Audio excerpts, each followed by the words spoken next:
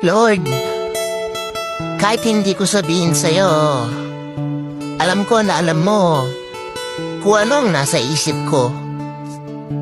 At alam mo kung ano ang tunay na nararamdaman ko sa mga oras na to. Kaya pakiusap, tulungan mo ko malagpasan lahat ng pinagdadaanan ko. On the first